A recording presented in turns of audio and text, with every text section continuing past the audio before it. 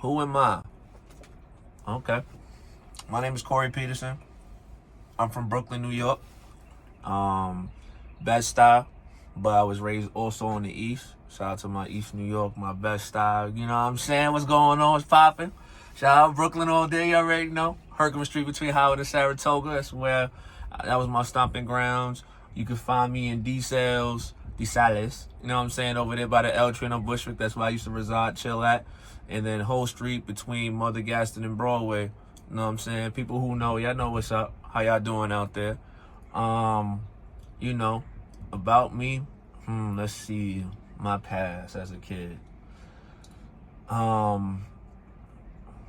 Let's see. Was raised with my mom and my father for a little bit. My father was an abuser. You know what I'm saying? Beat up my moms, beat up the house, beat me up any chance he could. Got out that situation. My mom, had to go to court and sign over papers, et cetera, to get custody. That was a battle. But those days were a nightmare. It was so many cops coming inside the house that I pretty much knew which one was coming. You know what I'm saying? Like, it's not funny, but man, it was bad. You know what I'm saying? Like, imagine you waking up at 2 or 3 o'clock in the morning as a kid, right? And you got a pair of eyes that's staring at you in the dark. You don't know if the dude was going to beat you that night or he had other situations. So if he didn't want to whip my behind, he would be like, as an apology, he will always get a brand new video game. Thus, why video games is a part of my life. Just the things that we had to go through, I remember just so much. You know what I'm saying? My brother leaving out because it was too much for him. And having to go through those torments of life. You know what I'm saying? And then the person you want to look up to, you can't even look up to because all he want to do, you don't know if he want to kill you. You know what I'm saying? For real. Going to school, I felt more comfortable in school than being in the house. You know what I'm saying? And, seeing my mom go through it, I used to defend her when she used to go through a lot, the best way I could. I got kicked, pushed, the whole 9 yards, because I was only a kid, you know what I'm saying? But I would rather go through the pain than her go through the pain, you know what I mean? And those days were very depressing, you know what I'm saying? I just remember the day where it was enough, and I knew that my mom knew it was too much. It was Mother's Day. I got locked in a bathroom stall. He thought I was playing hooky. How you playing hooky if you get stuck in the bathroom? I got stuck in the bathroom. And nobody, and literally the people that's supposed to be, I forgot what they're called, PT, I don't know what they're called, that's supposed to be watching the bathrooms and all that, they wasn't around. And it was Mother's Day. I just bought my mama 2 plants. You know what I'm saying? I was hyped. I was like, yo, I'm gonna go ahead and buy these plants for my mama, yo. Man, try to go buy these plants. He come out. It's crazy. My mom don't even know this. So if she looking at it, yeah, this is real. So he took the plants, he threw them out the window. And before we even got to the house, he had another girl in the car. You know what I'm saying?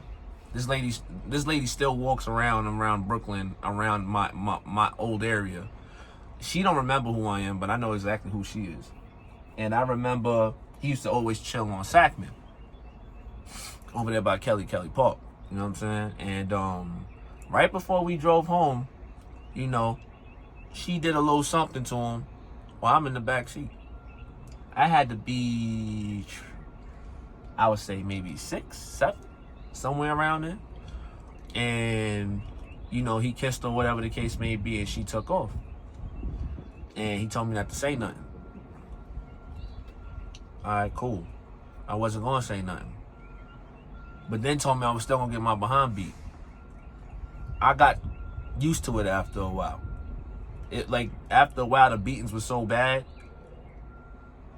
It was like It's like second nature. Like, it was just like, okay, I know it's about to happen. I wouldn't even run after a while. And I know that's easiest. Like, I know you probably like, nah, you couldn't have. Nah, I'm dead serious. It got to a point where it didn't really get to me unless other people saw. You know what I mean? And I remember we got to the house. You know what I'm saying? He grabbed me up by my shirt and threw me, you know what I'm saying, into the room. My mom was like, you better not beat on him. Father wasn't hearing nothing. He slammed the door. So he had this Harley Davidson belt that had spikes on it. You know, back in the day, had these like little spikes on it. And I mean, as he's whipping me, I could feel the cuts going down my back, from my neck to my back. You know what I'm saying? And the first couple, they stung. You know what I mean? After a while, it didn't hurt. And I honestly, I didn't even cry about it. I was more stunned. Like, you get to a point where you get so caught in pain. When you get hit so many times, it don't feel like nothing. Like, you just become numb of it. You know what I'm saying? You deal with the after effects of the stings. The only thing that made me cry from that situation is seeing my sisters come in the room and literally look at my back and cry. You know what I'm saying? Like, that's what made me cry. Nothing else made me cry. You know what I'm saying? And then my mom saw it, and then he told me to put a t-shirt on. I remember putting on this white t-shirt, and I had to sit forward because the blood was seeping through my t-shirt to the back of the couch. I think that was the time my mom was kind of like, I don't know. Well, I'm just thinking, I think that was around the time my mom was like, that was enough. Like, you know what I'm saying? Because he already tried to commit suicide. Ooh, sewer. Let me not say the word. Was trying to do something, you know what I'm saying, that wasn't age appropriate or shouldn't even been seen for somebody at that age. That's what he was doing. And just got to a point where I think she got tired of it. I remember we went to court. We had to go to this lawyer. She had a lawyer she paid for. A lawyer looked at my back. You know what I'm saying? And I didn't even want her to do it. You know what I'm saying? Because she was like trying to be nice. And then she was just like, yeah, I heard that, you got whipped. And I was like, yeah. And she was like, I heard it was on your back. Yeah. And she was like, you mind if I see? Yeah, it broke my heart. You know what I'm saying? I don't know. Maybe that was just the trauma part of me. Like, nothing really bothered me until, like, it had to be revealed. You know what I'm saying? Like, so it was those situations. You know what I mean? And then having to grow up, no fatherly figure. I had a fatherly figure, my cousin. You know what I'm saying? I would go to the streets to get the fatherly figure because I didn't really have it in the household. You know what I mean? Of course he had custody, not custody, but he had visits. I would never see him. Didn't really care about him at that point. I don't got no hatred over my father or nothing like that. Just when people be like, I love my dad, like how my kids love me to death.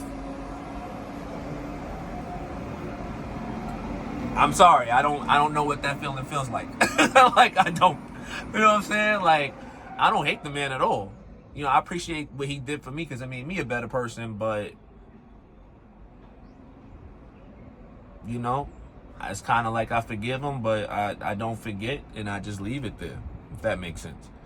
You know what I'm saying? And growing up, dealt with challenges, was always upset, was always aggravated. My mom would put me in therapy, get my mind on point, stuff like that, to have me in a better situation. Because there was moments where I was just really highly aggravated.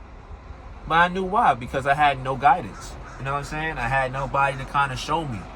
You know what I'm saying? I'm chilling with the Aladdin Kings. I'm chilling with the Bloods at the time. You know what I mean?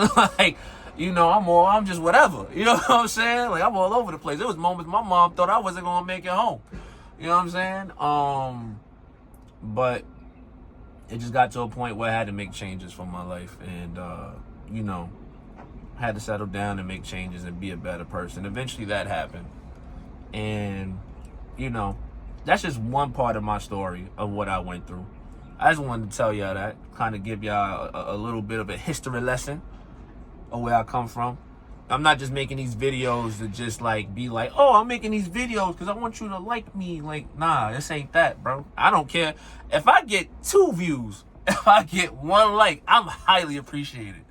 know what I'm saying? I'm highly appreciative of that. I appreciate you guys for that. You know what I mean? But that's just one of my stories, man. And, you know, with some hardships.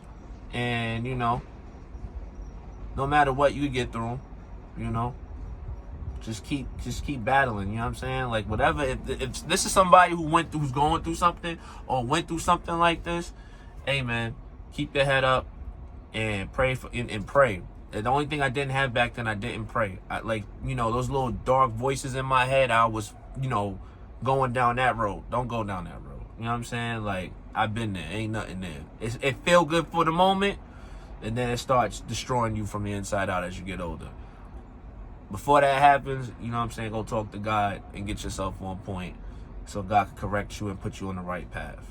You know what I'm saying? But that's just one part of my story. You know what I'm saying? About my upbringing. You know what I'm saying? Yeah, I'm going to leave it there. Peace out.